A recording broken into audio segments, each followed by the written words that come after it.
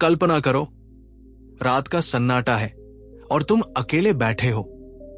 चारों तरफ खामोशी, बस तुम्हारे दिल की धड़कन और दिमाग के सवाल गूंज रहे हैं। क्या मैं सच में किसी से प्यार करता हूं या बस आसक्त हूं?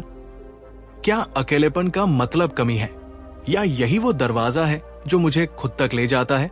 यही वो सवाल है जिन पर ओशो ने अपनी किताब लव, फ्रीडम, अलोनेस में गहराई से रोशनी डाली है। ओशो एक ऐसे आध्यात्मिक गुरु जो सिर्फ प्रवचन नहीं करते, बल्कि जीवन को उसकी नग्न सच्चाई में देखने की हिम्मत दिलाते हैं। उनकी नजर में प्रेम कोई रोमांटिक सपना नहीं, बल्कि आत्मा की परिपक्वता है। स्वतंत्रता कोई रिबेलियन नहीं, बल्कि भीतर की आजादी है। और अकेलापन कोई सजा नहीं, बल्कि वो पवित्र जगह है जहां तुम खुद से पहली बार सच्चा मिलन करते हो। ये किताब हमें सिखाती है कि प्रेम, स्वतंत्रता और अकेलापन तीनों अलग नहीं, बल्कि एक ही तिकोने के पहलू है। अगर इनका संतुलन समझ लिया तो रिश्ता जंजीर नहीं रहेगा, बल्कि पंख बन जाएगा। अध्याय 1, प्रेम और आसक्ति, लव वर्सेस अटैचमेंट। ओशो कहते हैं, ज्यादातर लोग जिसे प्यार समझते हैं वो दरअसल आसक्ति, अटैचमेंट होती है। आसक्ति में हमेशा एक छुपा हुआ डर होता है, खो देने का डर, रिजेक्शन का डर, अकेले रह जाने का डर। यही डर हमें पोजेसिव बनाता है, कंट्रोलिंग बनाता है। लेकिन असली प्रेम वैसा नहीं होता। सच्चा प्रेम उस नदी की तरह है जो बहते हुए हर किनारे को हरियाली देती है, लेकिन किसी को बांधकर रोकती नहीं। उसमें स्वार्थ नहीं, बल्कि सहजता होती है। सोचो, कितनी बार तुमने मैं तुम्हारे बिना अधूरा हूं जैसी बातें सुनी होंगी। असल में ये अधूरापन प्रेम नहीं, बल्कि डिपेंडेंसी है। ओशो साफ कहते हैं, जहां प्रेम है वहां स्वतंत्रता है, जहां डर है वहां बस आसक्ति है। एक्शन स्टेप: अगली बार जब तुम किसी रिश्ते में अपनी भावनाएं जताओ, अपने आप से ईमानदारी से पूछो, क्या मैं सचमुच प्यार दे रहा हूं, या मैं बस अपने डर और असुरक्षा को छुपा रहा हूं? अध्याय 2, आकर्षण बनाम असली प्रेम, lust versus reel love. Osho साफ कहते हैं, कामोन्माद, लस्ट की जड़ें शरीर में होती है, लेकिन प्रेम की जड़ें आत्मा में। अक्सर शुरुआत में हमें किसी की मुस्कान, उसकी आवाज या शरीर की खूबसूरती आकर्षित करती है। ये स्वाभाविक है, क्योंकि हमारा जैविक तंत्र इसी तरह काम करता है। लेकिन अगर रिश्ता सिर्फ लस्ट तक सिमट जाए तो कुछ समय बाद खालीपन रह जाता है। असली प्रेम तब पैदा होता है जब तुम अपने साथी को शरीर से आगे देखना शुरू करते हो, उसके विचार, सपनों, डर और उसकी आत्मा को छूना सीखते हो। यही वो मोड़ है जहां रिश्ता क्षणिक आकर्षण से बदलकर जीवन का सहयात्रा बनता है। सोचो, एक क्रिकेट मैच में तुम सिर्फ बाउंड्री शॉट्स ही एंजॉय करो तो मजा अधूरा रहेगा। गेम की असली खूबसूरती तो फील्डिंग, बॉलिंग, स्ट्रैटेजी और पेशेंस में भी है। ठीक वैसे ही लव की असली गहराई तब आती है जब अट्रैक्शन के आगे भी कनेक्शन कायम रहे। एक्शन स्टेप: जब भी तुम किसी के करीब जाओ, सिर्फ उसके लुक्स या केमिस्ट्री पर मत टिको। खुद से पूछो, क्या मैं इस इंसान की सोल को समझने की कोशिश कर रहा हूं? अध्याय 3, अकेलापन बनाम अकेलापन महसूस करना, अलोनेस वर्सेस लोनलीनेस। ओशो कहते हैं, अकेलापन, अलोनेस कोई कमी नहीं, बल्कि तुम्हारी सबसे पवित्र स्थिति है। लेकिन दिक्कत यह है कि ज्यादातर लोग अकेले होते ही घबरा जाते हैं। उनके भीतर खालीपन की गूंज उठती है और वही लोनलीनेस कहलाती है। लोनलीनेस का मतलब है कि तुम अपनी खुशी दूसरों पर डिपेंड कर रहे हो। जैसे कोई दोस्त कॉल न करे तो दिल बेचैन हो जाए, या पार्टनर साथ ना हो तो सब सूना लगे। ये डिपेंडेंसी का सिम्टम है। लेकिन अलोनेस कुछ और है। ये वो स्पेस है जहां तुम अपने असली सेल्फ से मिलते हो। जैसे मेडिटेशन में बैठकर तुम अपने विचारों को आते जाते देखते हो। ये एहसास दिलाता है कि तुम्हारी पहचान सिर्फ दूसरों के होने या न होने से तय नहीं होती। सोचो, आसमान में तारे अकेले चमकते हैं, फिर भी उनमें अकेलापन नहीं है। बल्कि कंप्लीटनेस है। इंसान भी तभी पूर्ण होता है जब वो अपनी अकेलेपन से दोस्ती कर ले।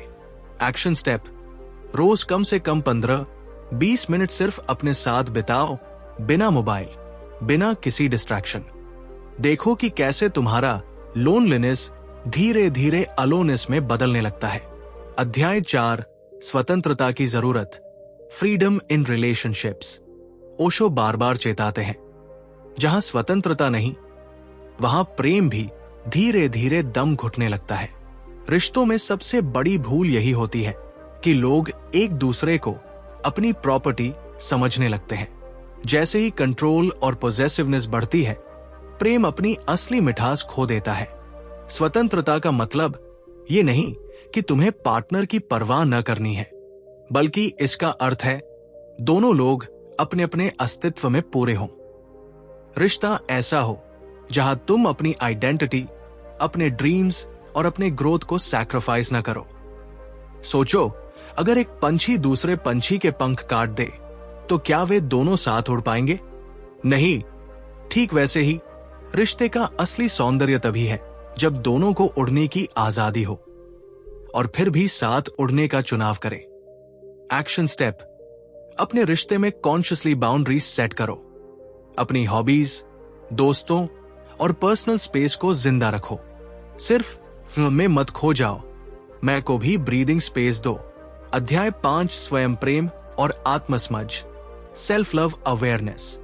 ओशो कहते हैं, अगर तुम खुद को नहीं जानते तो किसी और से प्रेम करना सिर्फ इल्यूजन है। ज्यादातर लोग रिश्तों में जाते ही इसलिए हैं क्योंकि उन्हें लगता है कि दूसरा इंसान उनकी कमी पूरी कर देगा। लेकिन सच ये है, जब तक तुम खुद को स्वीकार नहीं करते तब तक तुम्हारा प्रेम डिपेंडेंसी ही रहेगा। सेल्फ लव का मतलब ईगो नहीं है। ईगो कहती है मैं सबसे अलग हूं, लेकिन सेल्फ लव कहता है मैं जैसा हूं वैसा ही ठीक हूं। यानी अपनी अच्छाइयों और कमजोरियों दोनों को स्वीकारना। सोचो, अगर तुम्हारे पास खाली ग्लास है और तुम किसी से पानी मांगते रहो तो डिपेंडेंसी बनेगी। लेकिन अगर तुम्हारा ग्लास पहले से भरा है तब तुम दूसरों को भी पानी दे सकते हो। यही सेल्फ लव का प्रिंसिपल है। खुद को कंप्लीट करो, फिर रिश्ते तुम्हारी फुलनेस का एक्सटेंशन बनेंगे। एक्शन स्टेप, रोज मिरर में खुद से बात करो। खुद को जज मत करो, बस एक वाक्य रिपीट करो, मैं जैसा हूं वैसा ही लवेबल हूं। धीरे धीरे तुम्हें दूसरों से वैलिडेशन की जरूरत कम होने लगेगी। अध्याय 6, मेडिटेशन और जागरूकता, मेडिटेशन अवेयरनेस। ओशो कहते हैं, ध्यान, मेडिटेशन वो कुंजी है जो तुम्हें प्रेम, स्वतंत्रता और अकेलेपन को समझने की क्षमता देती है। बिना जागरूकता प्रेम अक्सर भावनाओं की आंधी बन जाता है। कभी खुशी देता है, कभी पीड़ा। लेकिन जब तुम ऑब्जर्वर बनते हो, अपने मन को, अपने डर को, अपनी इच्छाओं को देखते हो, तो वही ऊर्जा बदल जाती है। क्रोध कंपैशन में बदल सकता है, कामना प्रेम में बदल सकती है और असुरक्षा एक्सेप्टेंस में।